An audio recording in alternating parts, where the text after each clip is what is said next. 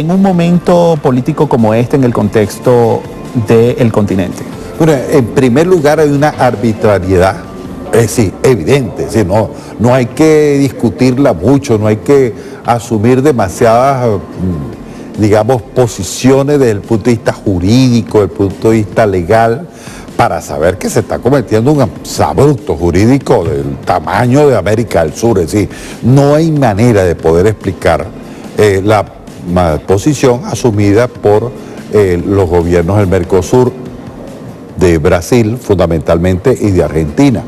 Ahora, ¿cuál es el problema de fondo? ¿Cuál es la situación de fondo? Esto forma parte del plan de cerco diplomático sobre Venezuela para buscar una asfixia política y económica al país, en función de trabajar, de buscar una área política que busque horadar la fuerza política que tiene el gobierno del presidente Nicolás Maduro. Eso es un objetivo político. Ahora, hay otro objetivo político más allá, que es mucho más peligroso para el conjunto del área y para nosotros los venezolanos, que es la destrucción del Mercosur. Ese es el gran objetivo de la política tanto del presidente Obama, y yo estoy seguro que va a ser la misma política del presidente Trump. Y fue la política del presidente George Bush durante sus 2 mandatos consecutivos. Es decir, la estrategia, la vertiente de la destrucción del eje Caracas-Brasilia-Buenos Aires es una vertiente fundamental en la política exterior de los Estados Unidos para retomar ellos su papel como primera potencia política mundial. No estoy hablando de económica ni militar, etc. Estoy hablando de como potencia política. Ahora, ¿cuál debe ser el papel que debe jugar Venezuela, la posición que debe tomar Venezuela en este momento cuando hay una agresión, pero es minoría en el Mercosur? Lo que está haciendo la ministra en este momento, la ministra Rodríguez, está asumiendo el papel que debe asumir Venezuela. Es precisamente eso lo que hay que hacer. Primero, debemos estar abiertos a la conversación. Debemos hacer el esfuerzo que está haciendo precisamente en estos mismos momentos la ministra, por distintas vías, por distintos canales, digamos, vamos a decirlo de esa manera, para llegar a una conversación. Porque es que hablando se entiende la gente. Es decir, no es posible con un esfuerzo tan grande de integración. Es decir, en América Latina en general hay 2 grandes elementos de integración. Uno es el mercado centroamericano, es decir, el SICA, el Sistema de Integración Centroamericano, y otro es el Mercosur, porque uno sabe perfectamente que la Comunidad Andina de Naciones prácticamente languideció después de la salida hace exactamente más o menos 10 años de Venezuela, de ese sistema de integración. Es decir, el núcleo duro de la integración suramericana es el Mercosur. Por eso es que las transnacionales, sobre todo las grandes transnacionales, con asiento en los Estados Unidos y políticamente el gobierno de los Estados Unidos busca golpear por ahí. Pero también la posición del pueblo de Venezuela y la posición que hoy tienen los movimientos populares, que hoy tienen los partidos políticos de izquierda y los partidos políticos revolucionarios en Uruguay, en Paraguay, en Argentina, en Brasil, es una posición de defensa de Venezuela, es una posición de solidaridad con Venezuela y una posición que es lo más importante en este momento. Es decir, frente a una ofensiva, hace poquito ustedes hablaban aquí del ALCA, eso no es otra cosa que tratar de quebrar la integración del Mercosur para imponer el ALCA. Por eso es que la bandera Venezuela es hoy la bandera de la integración.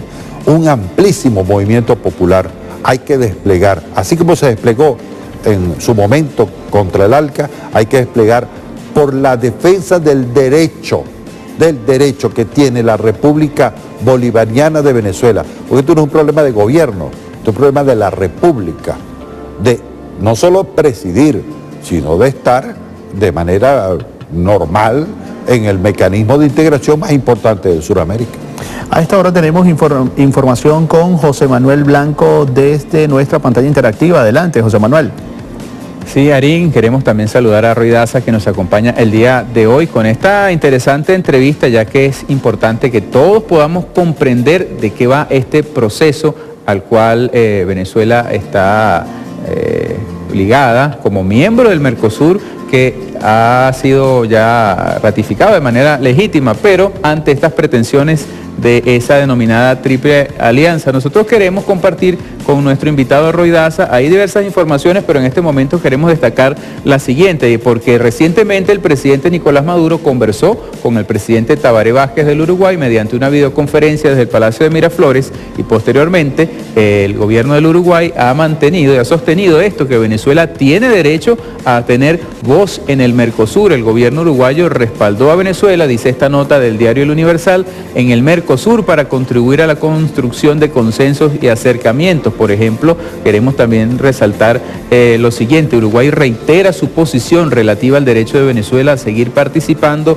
en los diferentes órganos, instancias del bloque con voz, expresó un comunicado del Ministerio de Relaciones Exteriores a propósito de esta posición fijada por el gobierno del Uruguay. Queremos comentar también a algún otro portal que tenemos, en este caso el diario El Carabobeño publica lo siguiente, esto en cuanto a la voz del gobierno de Paraguay. Venezuela no está invitada a la reunión del Mercosur, es lo que dice el gobierno paraguayo a través de su canciller. El gobierno paraguayo dijo que la ministra de Relaciones Exteriores no participaría en la reunión de cancilleres del Mercosur, que se celebrará en Buenos Aires, al no estar invitada, ya que el bloque cesó al país caribeño, es decir, a Venezuela, en el ejercicio de sus derechos. Pero sabemos que ya la canciller Delcy Rodríguez, como observábamos más temprano en algunas fotografías, está en Buenos Aires para participar en esta reunión. Preguntamos a Roy Daza, ¿cuál es el próximo paso de Venezuela? ¿Es legítimo que se diga a través del gobierno paraguayo que Venezuela no está invitada, cuando sabemos que Venezuela forma parte, además tiene la presidencia, el ejercicio de la presidencia pro tempore del Mercosur? ¿Cómo procede y cómo podemos explicar a nuestra audiencia qué hay detrás de este manejo político y de este manejo mediático también que se ha dado en cuanto a la pretensión de excluir a Venezuela del bloque regional? Adelante. Hay varias cosas, ¿no? Hay varias cosas, pero para ir por parte, ¿no? Es decir, uno de los principios del Mercosur es el principio de la democracia.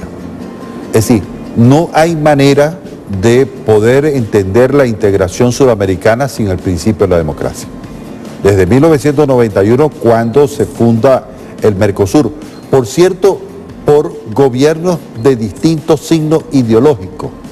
No eran iguales los signos ideológicos de aquel momento, como no lo son en este momento, y que seguramente en un futuro tampoco lo serán. Serán la unificación. El acuerdo del Mercosur depende de los intereses nacionales, no de la circunstancia de la política coyuntural de un momento en específico. Por eso es que lo más importante que está haciendo hoy la ministra Rodríguez es precisamente poner de relieve nuestro papel de demócratas, nuestro papel de conversar, de dialogar sobre los distintos temas. Y porque que no esté invitada a Venezuela, es que Venezuela no necesita estar invitada, porque Venezuela es miembro del Mercosur. Pero además ejerce la presidencia pro tempore. No solamente ejerce la presidencia, sino que tiene todos los derechos. Y precisamente uno de los puntos esenciales es el protocolo de Olivo. El protocolo de Olivo es donde se puede restaurar la normalidad dentro de la situación. No puede ser que la, digamos, disfuncionalidad que hoy hay en la Cancillería de Brasil, dirigida por un gobierno que está usurpando el derecho de la presidencia de la presidenta Dilma Rousseff, la presidenta legítima de la República Federativa de Brasil. Que esa situación, que es interna de un país, se traslade al Mercosur. Eso es inconcebible. Por eso es que es muy importante que esta línea de acercamiento, de reafirmación democrática del Mercosur, es nuestra línea de acción política en esta coyuntura concreta. Ahora, ¿qué representa el protocolo de Olivos para Venezuela en este momento? ¿Qué garantía existe que los derechos de Venezuela puedan ser restituidos en el Mercosur ante esta arremetida de los gobiernos que incluso se han denominado como una triple alianza entre Paraguay, Argentina y Brasil?